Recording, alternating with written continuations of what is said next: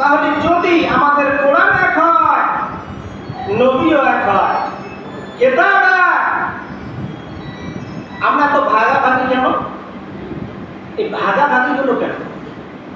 এটা অমুকের টুপি, এটা তমুকের টুপি কেন? সুন্নত হলো বিশ্ব নবীর সুন্নাহ।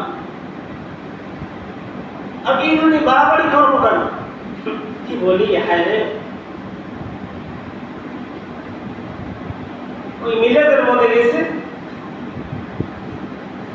এক দলে মিলাদ দাঁড়ায় করবে, আরেক দলে বসে করবে।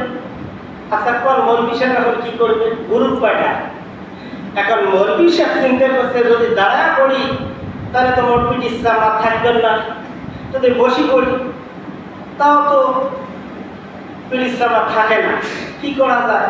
যাক বাবা, আমি দারবার অনুযায়ী বসে করে সামনে মিলে পড়া শুরু করেছি। পরিস্থিতি হলো তাই, বুদ্ধি নাই, গ্রুপগত গ্রুপের কোনো শেষ নাই। আল হাক্কু মাররুদ, হক কথা দিতে লাগে, সঠিক কথাগুলো যদি বলি আমি, তাহলে সমস্যা অনেকেরই হয়ে যায়। তো আমার ভাইরা, তাহলে আমি যে কথাটা বলতেছিলাম, আমাদের আল্লাহ নবীও একজন, বিশ্ব নবী আমার, সকলের নবী একজন। আমরা আসল দিকে এখন চলে যাই কেন? গীবত আর শেখায়, যে কথাটা বলতেছিলাম, যে আগে তো বললাম, গীবত শেখাতে এমন খারাপ জিনিস, আল গীবাতু আশাদ্দু মিনাজ জিনা।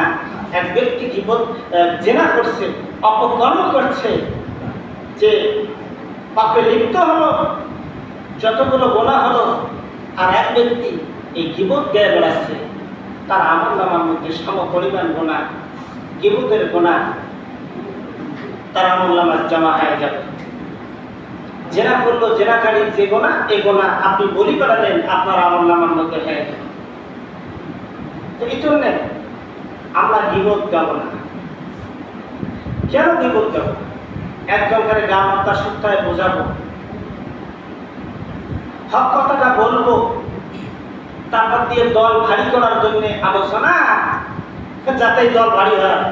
ইমামতি ঠিক থাকে, নাহলে ইমামতি চলে যায়, সভাপতি তেল মালিশ করে, তেল মালিশ করে, নাহলে তুমি ইমামতি থাকে না, খতিবগিরি থাকে না।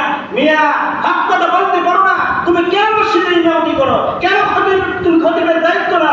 আমি বলি, যারা হক কথা বলতে পারে, এই মানুষগুলো ইমামতি করার দরকার। হক কথা তুমি বলতে পারো না সমাজের মধ্যে, কিসের ইমামতি করো তুমি? কিসের খতিব তুমি? তুমি কিসের সমাজের দেওয়ানি? কিসের তুমি সমাজের সত্তা? কিসের তুমি দেওয়ানিগিরি করো? কে দেওয়ানিগিরি? আর বেশিরভাগ মসজিদে দেখবেন, বেশিরভাগ এলাকায় দেখবেন, আলহামদুলিল্লাহ, আপনাদের এখানে ভালো, আমি এই কথা বলছি না, বিভিন্নখানে আমি শুনি এবং বিভিন্নখানে যাই অনুষ্ঠানে দেখি, তো সেখানে দেখা যায়, আল্লাহ সুবহানাল্লাহ, বলেন তো, এই মসজিদের মধ্যে, এই মসজিদে সভাপতি হওয়ার যোগ্যতা থাকা লাগবে কি লাগবে না? সভাপতি হতে হবে, এর নীতিমালা কি দিছে? আল্লাহ দিয়েছে। আল্লাহ রাব্বুল আলামিন মসজিদের খতিব, এই মসজিদের সভাপতি, সেক্রেটারি, দায়িত্বশীল, এদের নীতিমালা আল্লাহ দিয়েছে। আমি আজকে কথাগুলো বলবো না, তবে এতটুকু টাচ দেই শুধু, সেটি হলো মসজিদের মধ্যে, বেশিরভাগ মসজিদে দেখবেন 3/4 নামাজি হয় মসজিদের সভাপতি। কথা বুঝতে পারছেন? বেশিরভাগ বলছি আমি, আপনারা অন্যদিকে কেউ নেবেন না, কারণ সঠিক কথাটা আমি বলতেছি, সেটি হলো 3/4 নামাজি হয় মসজিদের সভাপতি, 3/4 নামাজি হয় সেক্রেটারি। ঘড়ি বারবার দেখে, আর বাবার চাকরি করে, কারণ 3/4 নামাজি বুঝছেন কি বোঝেন নাই আল্লাহ ভালো জানে। 3/4 বোঝেন নাই, 2 আর সবর না, কয় হয়েছে? কোন দিকে 3 হয়েছে না? আল্লাহর ফজলে ওগার খুঁজি পাওয়া যায় না। এই হয় মসজিদের সভাপতি। মসজিদ ভালো চলবে না খারাপ চলবে? কোন খারাপ।